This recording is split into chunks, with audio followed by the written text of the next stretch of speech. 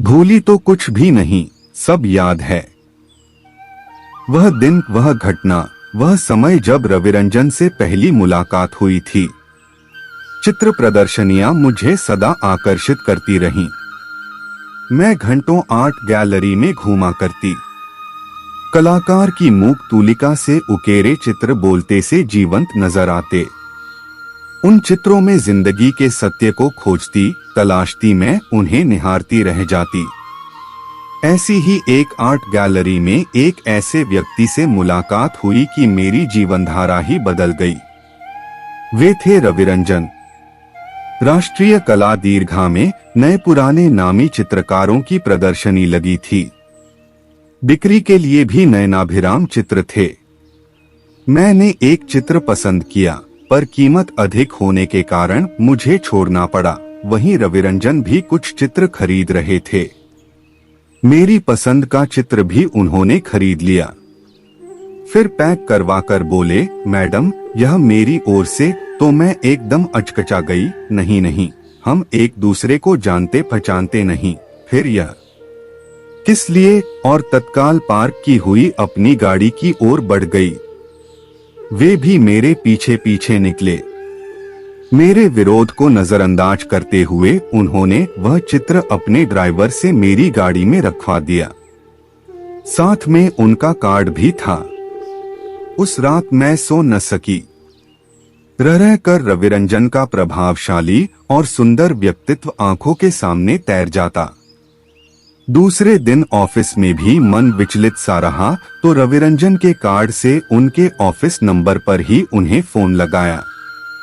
सोचा पता नहीं कौन फोन उठाएगा, पर फोन उठाया रविरंजन ने ही। मैंने उन्हें कल वाले चित्र के लिए शुक्रिया कहा तो वे बोले, फोन पर शुक्रिया नहीं प्रिया जी, न मैं आपका घर जानता हूँ न आप मेरा। देखिए हम आज शाम पार्क एवेन्यू में मिलते हैं। और इसके साथ ही फोन कट गया। शाम 5 बजे हम कॉफी हाउस में मिले। पहली ही मुलाकात में रविरंजन इतने अनौपचारिक हो बैठेंगे, ये मैंने सोचा ही नहीं था। इसके बाद हमारी मुलाकातें बार बार होने लगीं, बल्कि एक तरह से हम दोनों हर रोज मिलने लगे। मेरे शांत जीवन में न जाने कैसी हलचल शुरू हो गई। मैंने अपने आप को बहुत संभाला, पर रविरंजन में ऐसा आकर्षण था कि मैं उनकी ओर खींचती चली गई। सारी बंदिशें तोड़ने को दिल मचलने लगा, पर अंकुश था उम्र का। ऐसी चंचलता, ऐसी भावुकता शोभा नहीं देगी। फिर ऊंचे पद पर एक जिम्मेदार ऑफिसर हूं मैं। मेरे लिए जरूरी था संयम और अपनी चाहतों पर काबू रखना। यह वयस्क संधि होती बड़ी अजीब है। फिर चाहे किशोरावस्था और युवावस्था के बीच की हो अथवा जवानी और प्रौढ़ावस्था के बीच की, मैं तो सोच रही थी कि उम्र के उफान का समय बीत चुका है। मन ही मन यह तय कर चुकी थी कि अब कोई और राह चुनूंगी, पर अब हो तो रहा कुछ और था। मैं शुरू से ही स्वतंत्र स्वभाव की थी। उम्र होने पर जब माँ ने विवाह पर जोर दिया कि पढ़ाई पूरी हुई विवाह कर घर बसा, तो इतनी ही बात पर मैं माँ की विरोधी हो गई। सीधे पिता से कहा कि मैं विवाह नहीं करना चाहती, नौकरी करना चाहती हूँ। आम औरतों जैसी जिंदगी मैं नहीं जीना चाहती। पिता ने साथ दिया। वे समझ गए कि बेटी इतनी समझदार हो चुकी है कि अपना निर्णय वह खुद ले सकती है। उन्होंने सहमति दे दी। तब से मैं दिल्ली में नौकरी कर रही हूँ। पर इसे एक संयोग ही कहेंगे कि अपनी विचारधारा के एकदम विपरीत मैं रवि के प्रेमपाश में ऐसी बंधी कि उससे निकलना मेरे लिए मुश्किल हो गया। रवि, हम एक दूसरे के बारे में तो कुछ जानते ही नहीं। एक दिन मैंने कहा। वे बोले, क्या इतना काफी नहीं कि मैं तुमसे प्यार करता हूँ और तुम मुझसे? फिर भी मैं बता देना चाहती हूँ कि मेरी माँ और मेरे भाई को मेरा नौकरी करना तक पसंद नहीं। मेरा यहाँ अकेले रहना भी पसंद नहीं, और अब बिना विवाह के तुम्हारे साथ ऐसे संबंधों को तो वे कतई पसंद नहीं करेंगे। पिता की सहमति न होती उन्होंने मेरा साथ न दिया होता तो आज जहां मैं हूं नहीं होती। पर अब पिता नहीं रहे तो माँ और भाई का प्रतिरोध बढ़ता जा रहा है।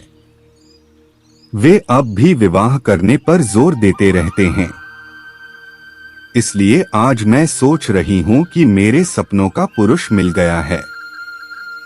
रवि, तुम मिले तो लगा कि स्त्री पुरुष के संबंधों का यह रिश्ता कितना गरिमामय होता है। मैं तो स्वतंत्र जीवन को बड़ी नियामत समझती थी, पर लगता है कि जीवन में बंधन भी कम आकर्षक नहीं होते। प्रिया, मैं बता दूं तुम्हें कि मैं विवाहित हूँ। मेरी पत्नी है, बेटा है। फिर भी मेरा अंतर खाली ही रहा। तुम मिली तो तुमने भरा उसे। मैं तुमसे दूर नहीं रह पाऊंगा, कहते हुए रवि ने मुझे अपनी बाहों में समेट लिया। मैंने तनिक भी विरोध नहीं किया, यह जानकर भी कि वे शादीशुदा हैं। फिर बहुत से पल हमने एक दूसरे के बाहुपाश में बंधे बंधे गुजार दिए। फिर होश में आए तो रवि ने गहरी नजरों से मुझे देखा और बोले, अच्छा, अब चलता हूं मैं। उन्होंने अपना सारा सामान, लाइटर, सिगरेट केस, चश्मा आदि समेटा और ब्रीफ केस में डालते हुए बोले, आज बहुत देर हो गई। मैं गाड़ी तक उन्हें छोड़ने आई तो बोली, दफ्तर से ही आ रहे थे क्या? क्या घर पहुंचने पर मौका निकालना मुश्किल हो जाता है? तुम्हारी पत्नी तो जानती है कि तुम्हारी शामें कहाँ गुजरती हैं। तुम्ही ने तो बताया था कि ऑफिस के बाद अक्सर तुम क्लब चले जाते हो। हाँ, लेकिन न जाने कैसे वह हम पर शक करने लगी है। अच्छा है, कभी न कभी तो उसे जानना ही है। कभी तनाव का मौका आया तो मैं उसे सब कुछ बता दूंगा, कहकर रवि ने मेरी ओर देखा और गाड़ी स्टार्ट कर दी। मैंने कलाई घड़ी पर नजर डाली और सोचा थोड़ा बाहर चहलकदमी कर आऊं। खुली हवा में माइंड फ्रेश हो जाएगा। बाहर निकली तो देखा पड़ोस के गेट पर 3 महिलाएं खड़ी बतिया रही थीं। अपनी ओर मेरा ध्यान खींच उनमें से एक बोली, घूमने जा रही हैं बहन जी? आप तो दिखती ही नहीं। आप क्या यहाँ अकेली रहती हैं? जी हाँ, कहिए। आज आपके वो कुछ जल्दी चले गए। हम उन्हें अक्सर आपके घर आते जाते देखती हैं। आप उनसे शादी क्यों नहीं कर लेती? ये रोज का आना जाना तो छूट जाता। मेरा चेहरा राख हो गया। कोई जवाब देते नहीं बना।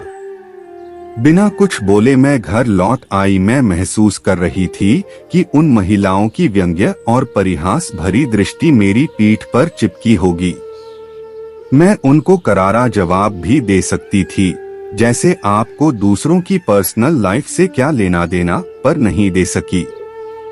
मुझे तो ऐसा लगा जैसे किसी ने चोरी करते हुए पकड़ लिया हो। उसके बाद से जब भी मैं घर से निकलती आसपास की व्यंग्य भरी नजरें मुझे घूरने लगती। इसलिए ऑफिस जाते आते वक्त मैं गाड़ी गैराज से निकालने के पहले उसके शीशे चढ़ा देती। पड़ोसियों को पूछताछ के अवसर ही नहीं देती। रवि के दिल में मेरे लिए क्या स्थान है? क्या वे मुझे भी वही मर्यादा देंगे जो अपनी पत्नी को देते हैं? मैं अक्सर सोचती। रवि ने मुझसे एक बार कहा था कि संबंध केवल साथ रहने से ही नहीं बनता। सच्चा साथ तो मन का होता है। अधिकतर लोग जीवन भर साथ रहते हैं, मगर सभी एक दूसरे के नहीं हो पाते। मेरा दाम्पत्य जीवन वर्षों से इतना कोल्ड है कि पूछो मत। पत्नी को भी इसका एहसास है। पर और दंपतियों की तरह शारीरिक संबंध हमारे बीच है, चाहे मन मिले चाहे न मिले। प्रिया, अगर तुम मुझे पहले मिली होती तो क्या मैं अभी तुम्हारी और तुम मेरे नहीं हो? नहीं, अगर नियति ने तुम्हें ही मेरे लिए बनाया होता तो हमारा इस तरह घड़ी दो घड़ी का साथ न होकर जीवन भर का साथ होता। मुझे मन मारकर तुमसे अलग हो जाने की जरूरत न पड़ती। सच कह रहे थे रवि। न चाहते हुए भी रवि को जाने देना क्या दूसरी औरत की भूमिका नहीं निभा रही मैं? कभी कभी अपने आप से बड़ी कोफ्त होती। किस मायाजाल में फंस गई मैं? इतना भी नहीं सोचा कि विवाहित पुरुष पूरा मेरा नहीं होगा। प्यार एक छलावा मात्र बन जाएगा मेरे लिए।